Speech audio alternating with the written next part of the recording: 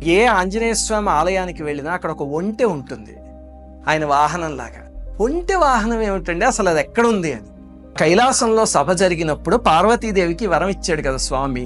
వెంటనే నంది అడిగేట, స్వామి ఇది మరీ బాగుంది, అమ్మ వస్తానంటే ఏమో నువ్వు కూడా తీసుకువెళ్ళిపోతానో వాలన్ రూపంలోను, మరి నేను ఇక్కడ నీ వాహనాన్ని నీకు అక్కడ కూడా వాహనం కింద ఉండద్దా, మరి ఆ వరాన్ని కూడా అనుగ్రహించు అని.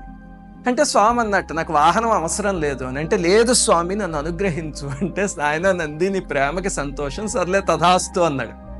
ఆ తర్వాత ఏమైంది, ఆంజనేయ స్వామి కిందకు వచ్చాక ఈ వాలివధ ఇవన్నీ జరిగాక స్వామి పంపా తీరంలో తిరిగేవాడు. అప్పుడు అక్కడంతా ఇసుక కదా పంపా నది దగ్గర, దాంతో ఆయన కాళ్ళు ఇసుకలో కూరుకుపోయేవి.